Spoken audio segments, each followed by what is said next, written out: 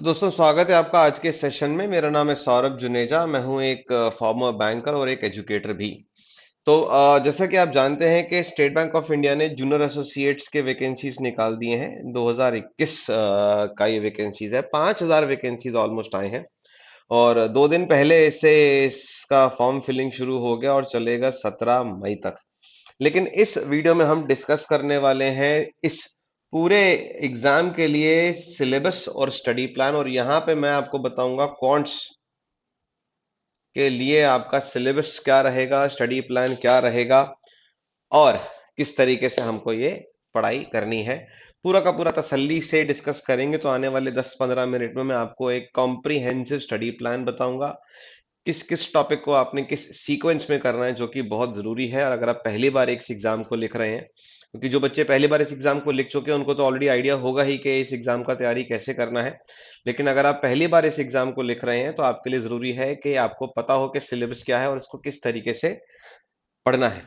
तो पहले, इससे पहले कि हम सिलेबस को डिस्कस करें, सबसे पहले मैं आपको एक आउटलाइन दे देता हूं।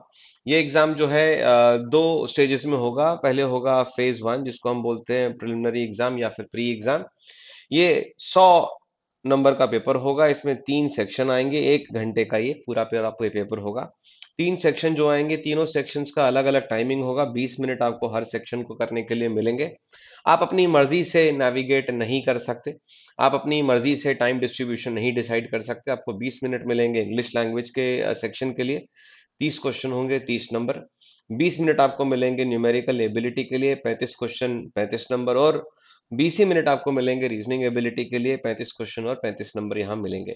गौर करने वाली बात यह है कि प्री एग्जामिनेशन में आप ध्यान दें तो स्टेट बैंक ऑफ इंडिया बोल रहा है कि जो है ये न्यूमेरिकल एबिलिटी का पेपर है, ना कि क्वांटिटेटिव एप्टीट्यूड का। अब न्यूमेरिकल एबिलिटी से ये मतलब है कि यहाँ पर प्री एग्जामिनेशन में आपकी नंबर्स को हैंडल करने की एबिलिटी पहले जज की जाएगी। आपकी क्वांटिटेटिव स्किल्स जो हैं वो बाद में, यानी कि मेंस में जज की जाएगी। तो यहाँ पर 35 क्वेश्चन में जो मेजर आपको देखने को मिलेंगे टॉपिक्स, वो बेटा पहले तो आपको सिंप्लीफिकेशन, दूसरा अप्रोक्सीमेशन, थोड़ा सा आपको अरिथमेटिक और थोड़ी सी डीआई आपको देखने को मिलेगी। लेकिन मेजर फोकस यहाँ पर होगा। और हाँ, नंबर सीरीज भी आपको देखने को मिलेगा। एक बात मैं आपको और बता दूं, स्टेट बैंक ऑफ इंडिया का जो जूनियर एसोसिएट्स का पेपर होता है, पिछले 3-4 साल से मैं ट्रेस कर रहा हूं ट्रेंड को। पैटर्न में कुछ खास बदलाव नहीं आता, लेकिन एसबीआई पीओ के एग्जाम पैटर्न में बहुत जबरदस्त बदलाव आता है। तो ये मोरलेस उसी वेवलेंथ पे रहेगा, मोरलेस उतना ही डिफिकल्ट रहने वाला है। ज्यादा इसमें कोई वेरिएशन या डिफिकल्टी लेवल या अलग से कुछ नया नहीं आने वाला। हर सही उत्तर के आपको पॉजिटिव मार्क्स मिलेंगे, लेकिन हाँ, 1/4 नंबर आपका कट जाएगा। तो अगर एक 100 नंबर का पेपर है तो 100 क्वेश्चंस अगर हैं तो +1 आपको मिलेंगे सही उत्तर के। और अगर आप कोई क्वेश्चन आप अटेम्प्ट करते हो और आपका आंसर अगर गलत हुआ तो 25 पैसे यानी कि 0.25 मार्क्स आपके डिडक्ट हो जाएंगे। तो बड़े ध्यान से आपको करना है।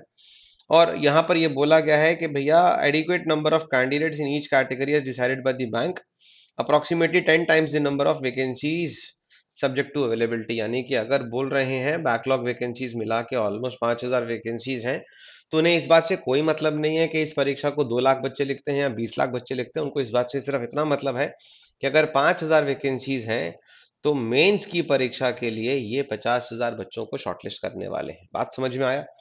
अब आते हैं मेंस एग्जामिनेशन की। तो और ये बात यहाँ पे मैं एक आपको और बता दूं, तो जो इन्होंने जो टेंटेटिव डेट दी है वो जून की दी है, और जून 2021 का जो है वो डेट दिया है। लेकिन जहां तक मेरे को समझ आ रही है कि किसी भी हालत में ये जून के एंड से पहले नहीं हो पाएगा, जिस तरीके का कंडीशन हमारे देश में चल रहा है। तो अगर हम शीघ्रतम भी सोचें और अगर सब कुछ ऊपर वाले की कृपा से अच्छा भी रहा, तो भी आप मान के चलिए कि 25 जून के बाद ही ये परीक्षा हो पाएगी प्री की, उसके पहले संभव नहीं है। मेंस के एग्जाम की अगर हम बात करें तो इन्होंने डेट दी है 31 जुलाई 2021। और जैसा कि आप देख रहे हैं कि वैसे तो स्टेट बैंक ऑफ इंडिया जब भी प्री और मेंस का एग्जाम कंडक्ट कराता है तो उसमें 2 से 3 हफ्ते से ज्यादा का समय नहीं देता। तो उस हिसाब से भी जून के एंड में या हो सकता है जुलाई के बिगिनिंग में भी प्री का एग्जाम आपका हो। तो अगर इस चीज को दिमाग में रखें तो अप्रैल का पूरा महीना हमारा खत्म हो गया है। तो आपके पास मई और जून कुल मिला के आपके पास जो अच्छा समय बचता है वो करीब 50 से 60 दिन का समय आप मान के चलिए प्री के लिए बचता है, और इसके बाद आपको 15 दिन और आपको मिलेंगे मेंस के लिए। तो कहने का मतलब है कि आप अगर एक बार ध्यान दें, जो मैं आपको सिलेबस बताऊंगा तो उसके चलते हम प्री और मेंस दोनों का ही कॉम्प्रिहेंसिव बात करेंगे, दोनों के ही कॉम्प्रिहेंसिव सिलेबस की बात करेंगे। यहाँ पे अगर हम बात करें कि मेंस एग्जामिनेशन में क्या होने वाला है, कुल 190 क्वेश्चन आएंगे, लेकिन उनके 200 मार्क्स होंगे, और इस 200 मार्क्स के क्वेश्चंस को अटेम्प्ट करने के लिए आपको दिए जाएंगे, कंपोजिट टाइम नहीं मिलेगा, यहाँ पर भी आपको सेक्शन वाइज टाइम मिलेगा 2 घंटे 40 मिनट का। जनरल अवेयरनेस और फाइनेंशियल अवेयरनेस के 50 क्वेश्चन 50 नंबर के होंगे, बहुत ही स्कोरिंग है। 35 मिनट का समय आपको मिलेगा। इंग्लिश में केवल 40 क्वेश्चन हो गए 40 नंबर के, यहाँ पर भी आपको 35 मिनट मिलेगा, लेकिन यहाँ पर जो गेम चेंजर है वो क्वांट्स और रीजनिंग एबिलिटी है कि 100 में से 190 में से 100 क्वेश्चन जो है वो मैथ्स और रीजनिंग के होंगे। मैथ्स के 50 क्वेश्चन 50 नंबर के होंगे। रीजनिंग का आप देखें वेटेज यहाँ पर ज्यादा है, 50 क्वेश्चन का 60 मार्क्स आपको मिलेगा। मैथ्स और रीजनिंग दोनों में ही आपको 45-45 मिनट आपको करने को मिलेगा। तो यहाँ पर आपका कंसेप्ट काफी क्लियर होना चाहिए, राइट। क्वेश्चन पेपर आपका हिंदी इंग्लिश दोनों ही भाषाओं में आएगा, और यहाँ पर भी आप देखें नेगेटिव मार्किंग है। बाकी की डिटेल्स मैं नीचे लिंक छोड़ दे रहा हूँ नोटिफिकेशन का, तो आप स्टेट बैंक ऑफ इंडिया की वेबसाइट पे जाके तसल्ली से देख सकते हैं। अब आते हैं अपने मुद्दे की बात पे कि सिलेबस क्या है क्वांटिटेटिव एप्टीट्यूड का और न्यूमेरिकल एबिलिटी का। अब दोस्तों मैंने आप सबको टॉपिक्स मोरलेस पता होंगे, बाकी वीडियोस ने आपको बता दिया होगा, लेकिन इस वीडियो में जो है मैं आपको ये बताने वाला हूं कि आपने ये टॉपिक्स किस क्रम में पढ़ने हैं। प्रॉब्लम यह है कि हमको सिलेबस बता दिया जाता है और यूट्यूब पे पढ़ाने लोग शुरू कर देते हैं, लेकिन जो बच्चे मैथ्स बैकग्राउंड के नहीं हैं, जो बच्चे पहली बार स्टेट बैंक ऑफ इंडिया का पेपर अटेम्प्ट कर रहे हैं, उनके लिए बड़ा डिफिकल्ट होता है बात को देखना कि हम क्या करें, क्योंकि जो पढ़ रहे होते हैं वो रिलेट नहीं कर पाते, नॉन मैथ्स बैकग्राउंड होने की वजह से उनको बड़ा डिफिकल्टी आता है। तो यहाँ पर आपने शुरुआत करना है नंबर सिस्टम से। अब नंबर सिस्टम में आपको बहुत डेप्थ में नहीं जाना है, आपको कोई बुक उठा के पूरा नंबर सिस्टम नहीं समझना है, आपको सिर्फ 2-3 बातें समझनी है। क्या-क्या काम की चीजें आपके बैंकिंग के परीक्षाओं की मैं आपको बहुत स्पेसिफिकली बता देता हूँ। सबसे पहले नंबर सिस्टम में आपने समझना है कि भाई नंबर्स कितने तरीके के होते हैं। जाहिर सी बात है, रियल और इमेजिनरी नंबर्स में हम रियल नंबर्स की बात कर रहे हैं। इसमें हम बात करेंगे होल नंबर्स, हम बात करेंगे इंटीजर्स, हम बात करेंगे fractions, decimals, ratios, sorry rational numbers और इरैशनल नंबर्स। हमें बस बेसिकली ये पता होना चाहिए। इसके बाद हमें नंबर्स के फैक्टर्स पता होने चाहिए, प्राइम फैक्टर्स, और प्राइम फैक्टर से किस तरीके से नंबर को बनाते हैं ये अंडरस्टैंडिंग हमको होनी चाहिए। साथ साथ प्राइम और कॉम्पोजिट नंबर्स का बेसिक अंडरस्टैंडिंग हमको होना चाहिए। नंबर्स में conjugative numbers, conjugative odd numbers, conjugative even numbers, इनके ऊपर भी सवाल आपको देख सकते हो। तो नंबर्स में हमें बस इतना ही पढ़ना है, हमको बहुत ज्यादा रिमाइंडर थ्योरम या फैक्टर्स को काउंट करना ये सब हमको नहीं करना, जो कि आपने एसएससी की परीक्षाओं में देखा होगा। तो बिल्कुल बेसिक नंबर्स के बारे में और बेसिक नंबर्स के बिल्कुल basic basic properties. LCM HCF किसी ने भी नहीं लिखा, लेकिन मैंने जानबूझ के लिखा है। क्यों? क्योंकि जब आप आगे जाके डीआई करेंगे या टाइम एंड वर्क करेंगे तो वहां पर पाइप एंड सिस्टम के सवाल करेंगे, तो आपको एलसीएम एचसीएफ वहां लेना पड़ेगा। हो सकता है कि कुछ मेंसुरेशन के क्वेश्चंस में भी आपको एलसीएम एचसीएफ लेना हो। यहाँ पर आपको सिर्फ यही पता करना है कि एलसीएम क्या होता है, एचसीएफ क्या होता है, और एक से ज्यादा संख्याओं का एलसीएम और एचसीएफ कैसे निकालते हैं, और किन सिनारियोज में हम एलसीएम निकालते हैं और किन सिनारियोज में हमें एचसीएफ निकालने की जरूरत होती है। इतना ही आपने करना है बस। सिंप्लीफिकेशन इस पे जरूर आपने बहुत समय बिताना है। इसमें आपको पहली बात तो बॉडमास का कंसेप्ट आपको क्लियर होना चाहिए कि अगर कुछ दिया है तो किस तरीके से सॉल्व करेंगे। दूसरा, आपको फास्ट कैलकुलेशंस भी करने आने चाहिए, और फास्ट कैलकुलेशंस की बात करूं तो मल्टीप्लिकेशन, स्क्वायर और क्यूब्स, और स्क्वायर रूट्स और क्यूब रूट्स, डिवीजन और फ्रैक्शंस को हैंडल करना आपको अच्छी तरीके से आना चाहिए। अप्रोक्सीमेशन, जब सिंप्लीफिकेशन कर लेंगे तो उसके बाद जो चौथा चौथा टॉपिक होगा वो आपका अप्रोक्सीमेशन होगा। एवरेज इंपॉर्टेंट चैप्टर है, क्योंकि डेटा इंटरप्रिटेशन में ऑलमोस्ट एक आध क्वेश्चन 5 में से आपका एवरेज के अराउंड होता ही है। प्लस नंबर सीरीज में भी कंसेक्यूटिव नंबर्स के एवरेज की बात हो जाती है कई बारी। और यहाँ पर एक और कंसेप्ट हमारा आता है वेटेड एवरेज। तो एवरेज करने के बाद जो आपने करना है वो करना है वेटेड एवरेज। और वेटेड एवरेज के साथ साथ एवरेज के कंसेप्ट से जुड़ा एक और टॉपिक है एजेस। कई बार एवरेज एज पूछ लेते हैं फैमिली का, इस तरीके के क्वेश्चंस आते हैं। तो आप एवरेज को अच्छे से करिए और उसमें खास तौर पे ध्यान दीजिए कि आप वेटेड एवरेज के कंसेप्ट को टच कर रहे हैं, और एवरेज का एप्लीकेशन एजिस के क्वेश्चंस में कैसे होगा ये आपको क्लैरिटी से पता होना चाहिए। एक और छोटा सा एप्लीकेशन एवरेज का है स्पीड वाले केसेस में। एवरेज स्पीड कई बार हमसे पूछी जाती है जर्नी की, तो वो भी हमको ध्यान से देखनी है। रेशियो प्रोपोर्शन इसके बाद अगला चैप्टर हम पकड़ेंगे। बहुत ही इंपॉर्टेंट चैप्टर है, सोल कहेंगे अर्थमेटिक का किसी भी तरीके से। इसको डिटेल में समझना है, रेशियो क्या है, प्रोपोर्शन क्या है, डायरेक्ट प्रोपोर्शन किसे बोलते हैं, इनवर्स प्रोपोर्शन किसे बोलते हैं, third proportion, fourth proportion, continued proportion, इनके एप्लीकेशंस को अच्छे से करेंगे। फिर रेशियोज और प्रोपोर्शन का यूसेज कहाँ कहाँ होगा मैं आपको बता देता हूँ।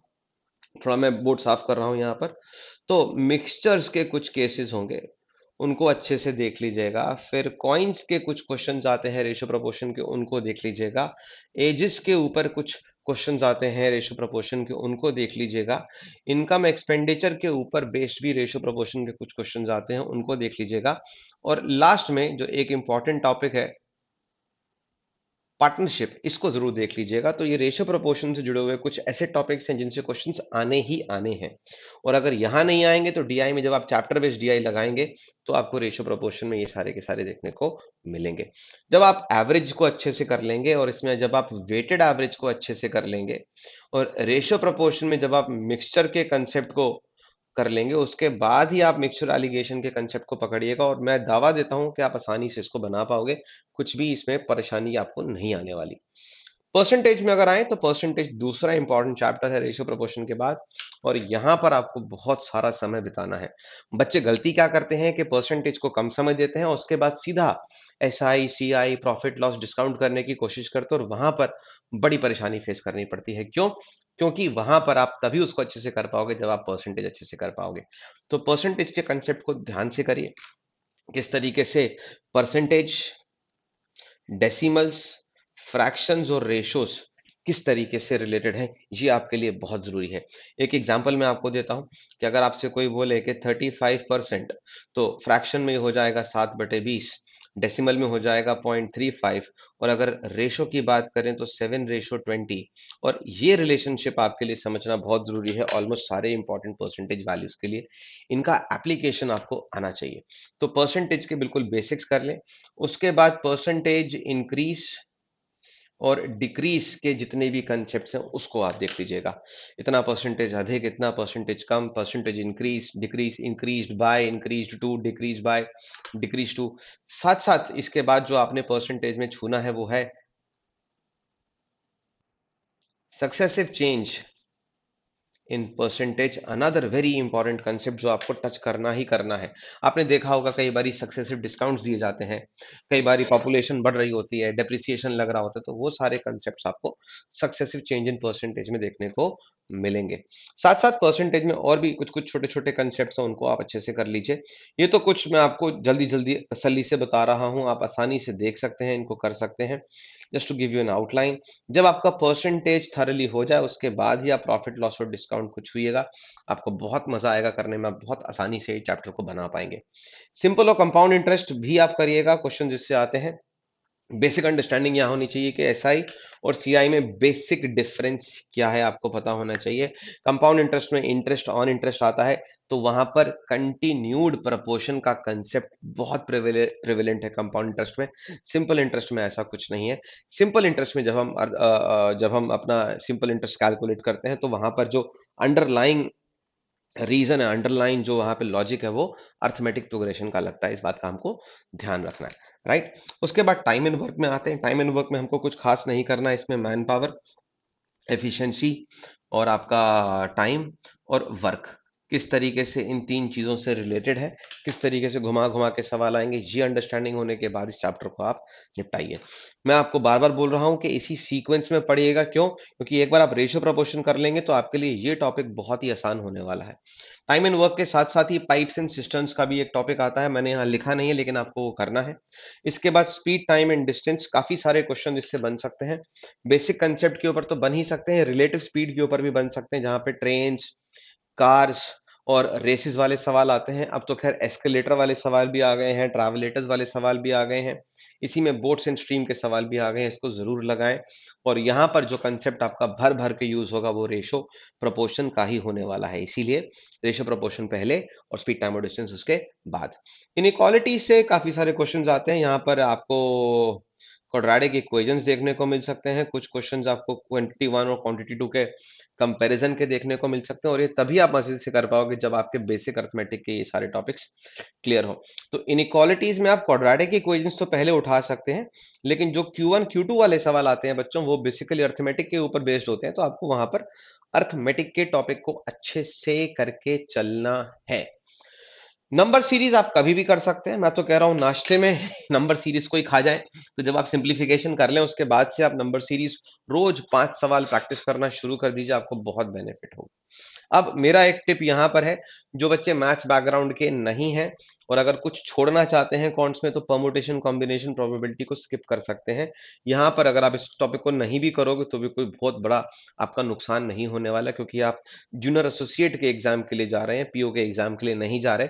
तो इस टॉपिक पर बेस्ड क्वेश्चंस आप कम एक्सपेक्ट करोगे, और इनफैक्ट डीआई भी इस टॉपिक पे ना के बराबर ही आप एक्सपेक्ट कर सकते हो। मेंसुरेशन में आपको एसएससी लेवल का नहीं करना, बिल्कुल बेसिक फिगर्स करने हैं मेंसुरेशन में। आपको ट्रायंगल करना है, आपको क्वाड्रिलैटरल्स करने हैं, आपको सर्कल करना है, दैट्स इट। और अगर 3D मेंसुरेशन की बात करें तो आपको क्यूब करना है, आपको क्यूबॉइड करना है, आपको स्फेयर करना है, आपको हेमिस्फेयर करना है, आपको कोन करना है, और आपको सिलेंडर करना है। आपको केवल इतना ही करना है, और इसमें भी बहुत ज्यादा परेशान आपको नहीं होना। आपको केवल सरफेस एरिया और वॉल्यूम से रिलेटेड क्वेश्चंस करने हैं। यहाँ पे कोई आपसे बहुत बड़ा काम नहीं करवाएंगे, और बहुत इन डेप्थ मेंसुरेशन भी नहीं आएगी। दूसरी बात, मेंसुरेशन जितनी भी आएगी या तो वो डेटा इंटरप्रिटेशन के हिसाब से आएगी, या वो आपका इनइक्वालिटीज में जो Q1 और Q2 के सवाल आते हैं या तो वहां आएगी, या फिर बहुत ही रियल वर्ल्ड प्रॉब्लम्स आपके सामने आएंगी कि स्विमिंग पूल है, टाइल लगाना है, लोग स्विमिंग पूल में डूब गए, मतलब कूद गए, और पानी कितना लेवल राइज होगा, गड्ढा खोदा कितनी मिट्टी निकलेगी, इस तरीके के क्वेश्चंस आपको देखने को मिलेंगे। उसके बाद डेटा इंटरप्रिटेशन, तो ये तो भैया मैं तो कहूंगा कि भर भर के लगाइए। मैंने कुछ डेटा इंटरप्रिटेशन पे कुछ कोर्सेज भी बनाए हैं, उसका लिंक आपको नीचे मिल जाएगा। खैर अभी हम बात कर रहे हैं डीआई की, तो डीआई जो है आपको इजी और मॉडरेट, और थोड़ी सी मॉडरेट से ऊपर लगानी है, आपको कैट लेवल की डीआई यहाँ पर नहीं लगानी। आप में से काफी सारे बच्चे सर्वेश कुमार की बुक को रेफर करते हैं इस पर्टिकुलर केस में। वो बुक बहुत अच्छी है, बहुत यूजफुल है। अरुण शर्मा सर की भी बहुत अच्छी किताब है, लेकिन ये दोनों ही किताबें एसबीआई पीओ के लिए बहुत ज्यादा रेलेवेंट है, एसबीआई जेए के लिए उतनी रेलेवेंट नहीं है। तो आप अपनी डिफिकल्टी लेवल आप इजी, मॉडरेट और थोड़ा सा ऊपर रखिए। बहुत डिफिकल्ट कैट लेवल के सवाल यहाँ लगाने की जरूरत आपको नहीं है, मैं आपको पहले ही बता दे रहा हूं, भले ही मेंस की बात हो, भले ही प्री की बात हो। मैथमेटिकल पजल्स, इनको कभी कभार हम केसलेट्स भी बोलते हैं या चैप्टर बेस्ड डीआई भी बोलते हैं, वो भी आप लगाइए। और लास्ट में है जो है आप डेटा सफिशिएंसी करिए। तो ये है पूरा का पूरा सिलेबस जो आपका न्यूमेरिकल एबिलिटी और कॉन्ट्स यानी कि प्री और मेंस में आपका आएगा। प्री के लिए जो आपको टॉपिक्स इंपॉर्टेंट है, मैंने वहां पे पी लिख दे रहा हूं आपके लिए, अर्थमेटिक के नजरिए से। ये प्री के लिए इंपॉर्टेंट टॉपिक्स हैं आपका। प्री के लिए ये तो प्री के लिए बहुत इंपॉर्टेंट है आपका, और डीआई भी है। और जहां मैंने जो छोड़ दिए हैं वो आप मेंस के लिए मान के चलिए, वो मेंस के लिए ज़्यादा रेलेवेंट है। और मेंस में जो आपको ये है कि जहां तक है, मेंस में आपको नंबर सीरीज कम देखने को मिलेगा, सिंप्लीफिकेशन अप्रोक्सीमेशन कम देखने को मिलेगा। आपको जो है वो जो क्वेश्चंस आपको मैंने बताए हैं यहाँ पर, जो 50 क्वेश्चन आपके आने वाले हैं मेंस में, उसमें 50 में से 20 से 30 क्वेश्चन मिनिमम आपको डीआई के देखने को मिलेंगे, 10 से 15 क्वेश्चन आपको अर्थमेटिक के देखने को मिलेंगे, बाकी 4-5 क्वेश्चन आपके कहीं से भी पूछे जा सकते हैं। तो ये आपका जो है प्रॉपर डिटेल्ड सिलेबस मैंने आपको बताया। मैंने आपको साथ साथ ये भी बताया कि किस तरीके से आपको पढ़ना है। अब फटाफट अगले 2-4 मिनट में मैं आपको एक क्विक इनपुट्स दे दे रहा हूँ, बताते सभी हैं और आपको बस बात को समझना है। बच्चे जो सबसे बड़ी गलती कर रहे हैं आजकल, वो कुछ भी प्लानिंग नहीं कर रहे हैं। वह ध्यान रखिएगा कि failing to plan is planning to fail. अगर आप अच्छा बिना प्लानिंग करे पढ़ाई करेंगे तो आप निश्चिंत ही फेल होंगे, लेकिन अगर आप प्लान करके पढ़ाई करेंगे तो आप बिल्कुल भी फेल नहीं होंगे। अब यहाँ देखिए कि स्टडी प्लान हमारा क्या होना चाहिए। जैसा कि मैंने आपको बताया कि आपके पास 50 से 60 दिन का समय है कॉन्ट्स को या पूरे के पूरे सिलेबस को निपटाने के लिए। तो सबसे पहले तो सिलेबस आपको पता होना चाहिए, ये मैंने आपको बता दिया। अब आपको अपना एक सेल्फ असेसमेंट करना है। कोई भी टीचर कितना भी बोले कि बस 2 घंटे पढ़ लो, आधा घंटे पढ़ लो, 6 घंटे पढ़ो, नहीं। एक ही दवा सबके लिए लागू नहीं होती है, इसीलिए किसी का ग्रास्पिंग अच्छा है, किसी का ग्रास्पिंग कम है, कोई मैथ्स बैकग्राउंड का है, कोई मैथ्स बैकग्राउंड का नहीं है। तो आप अपने हिसाब से पहले देखो कि आप दिन में कितने घंटा समय निकाल पाओगे। और आप यहाँ से मैच करोगे कि आपको दिन में कितना घंटा चाहिए। अगर आप मैथ्स बैकग्राउंड के हैं या आप इंजीनियरिंग बैकग्राउंड के हैं या आपको क्वांट्स से है प्यार, तो मेरे हिसाब से दिन में 1 से 2 घंटे आपके लिए मोर देन सफिशिएंट है, अगर आपके बेसिक्स क्लियर हैं तो। अगर आपके बेसिक्स क्लियर नहीं है, तो आपको कम से कम 2 घंटे और ज़्यादा से ज़्यादा 4 घंटे भी क्वांट्स में दिन में रोज़ लगाने पड़ सकते हैं अगर आप पहली बार शुरुआत कर रहे हैं तो। तो आपको समय कितना आपके पास है वो आपको डिसाइड करना है, मैं नहीं बता सकता। समय कितना चाहिए मैंने आपको बता दिया कि भई ये आपका होना चाहिए। उसके बाद कोई ज़रूरी नहीं है कि आप हमारे वीडियो फ़ॉलो करें, किसी और के वीडियो फ़ॉलो करें। अगर आप एक किताब से पढ़कर ज़्यादा कंफर्टेबल हैं, सिलेबस मैंने आपको बता दिया। किताब से पढ़ के अगर आप ज़्यादा कंफर्टेबल हैं, तो आप किताब से शांति से पढ़ें, एक रजिस्टर ले लें, बुक ले लें। टॉपिक्स का लिस्ट मैंने आपको बता दिया, सीक्वेंस मैंने आपको बता दिया, उसको समय देते चले जाएँ और टिक मार्क करते चले जाएँ। It's absolutely fine. जितना दूर रहेंगे चीज़ों से कंसंट्रेट कर पाएँगे उतना ही बढ़िया। Multitasking is a myth I am telling you. आप अगर एक बार एक चीज़ पे फ़ोकस करेंगे तो ज़्यादा गेन करेंगे, ठीक है? तो आपको पहले डिसाइड करना है फेस टू फेस क्लासेस तो आज की डेट में पॉसिबल नहीं है। लेकिन हाँ, अगर आपका कोई भाई, आपका कोई नियर रिलेटिव जो आपके साथ ही रहता हो, आपको गाइड कर सकता है तो भी अच्छी बात है। नहीं तो आप क्या कर सकते हैं, आप ऑनलाइन भी जा सकते हैं या फिर आप अपना एक सेल्फ स्टडी प्लान भी बना सकते हैं। मेरा तो जो सजेशन है कि आप सेल्फ स्टडी करिए 80% और ऑनलाइन आप केवल रिलाय करिए 20%, that's it and it will do wonders to your preparation, right? और हर चीज का एक डेडलाइन रखो कि ये टॉपिक मेरे को बुधवार तक निपटाना ही है, ये टॉपिक मैं इस डेट तक निपटा ही लूंगा, इस पर्टिकुलर टॉपिक के मुझे इतने क्वेश्चन करने ही हैं। This should be there in your mind and you should be writing it down on a piece of paper. लिखने के बाद उसको फॉलो करना है। फॉलो नहीं करेंगे, आप 50 दिन 60 दिन में कुछ भी नहीं कर पाएंगे, मैं आपको लिख के दे रहा हूं। आगे चलते हैं। अब जब हम पढ़ने बैठ ही गए हैं तो सबसे पहले भैया क्या पढ़ना है बात हो चुकी है। कितना पढ़ना है मैं आपको बता चुका हूँ। कहाँ से पढ़ना है अब कमेंट सेक्शन में आप लिख सकते हैं अगर आपको फिर भी डाउट है तो। और मैं भी कुछ प्लान कर रहा हूँ आप लोगों के लिए अगले 50-60 दिन के लिए, तो आप निश्चिंत रहें, वो भी हम कवर करेंगे। किस से पढ़ना है, अब यहाँ पर बारात इकट्ठी नहीं करनी है, 2 4 6 8 10 टीचर नहीं इकट्ठे करने, एक या दो लोग आपके लिए मोर देन सफिशिएंट होंगे। इस बात पे बिल्कुल मत जाइए कि किसके पास कितनी भीड़ जमा होती है, ठीक है ना? तो मैं कई बार ऐसा जाके मैं भुगत चुका हूँ कि भीड़ बहुत थी, सर्विस ही नहीं मिल पाई अच्छी। हज़ारों की संख्या में बच्चा पढ़ रहा है, लाइव बैच चल रहा है, लोग पढ़ा रहे हैं 3-3 400 लाइव और वो एक बंदे की क्वेरी भी नहीं सॉल्व कर पा रहा। आप जिससे भी पढ़ें वो फैकल्टी आपके लिए अप्रोचेबल हो और आपको उसकी बात समझ में आए, दैट इज़ इट। अच्छा फैकल्टी वही है जो आपको समझा पाए, अच्छा फैकल्टी वो नहीं है जिसके आगे भीड़ लगे। अच्छा फैकल्टी वो है जो आपको समझा पाए, जिसकी बात आपको समझ में आए और वो अप्रोचेबल हो। आप चाहें तो उससे क्वेश्चंस पूछ पाएँ, राइट? तो ये कहानी है। किन किताबों से आप पढ़ें, ये किताबें बहुत सारी मार्केट में अवेलेबल हैं। क्या टेस्ट सीरीज़ आपको दें? तो किताबों और टेस्ट सीरीज़ को लेके मैं आपके कुछ भ्रम क्लियर कर दूँगा आगे चल के, और ये सिलेबस मैं आपको बता ही चुका हूँ। अब यहाँ पे मैं आपको एक सजेस्टेड आइडिया बताता हूँ कि किस टॉपिक पे आप कितना दिन लगा सकते हैं। आप 2 दिन यहाँ लगाइए, 1 दिन यहाँ लगाइए। सिंप्लीफिकेशन अप्रॉक्सीमेशन को आप कम से कम 4 से 5 दिन दीजिए बच्चे। एवरेज आप 2 दिन में बेसिक कांसेप्ट्स कर सकते हैं। रेशियो प्रोपोर्शन पे आप कम से कम 3 दिन लगाइए, 2 दिन एलिगेशन पे लगाइए, 4 दिन आप लगाइए परसेंटेज पे, 2 दिन आप लगाइए प्रॉफिट लॉस डिस्काउंट पे, 2 से 3 दिन आप लगाइए, ये सीखने के लिए मैं बता रहा हूँ, प्रैक्टिस आपको लगातार करनी है।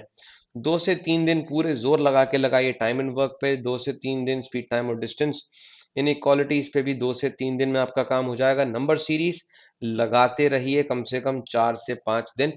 मेक श्योर कि ज़्यादा से ज़्यादा प्रैक्टिस करें क्योंकि ये आना ही आना है एग्ज़ाम में।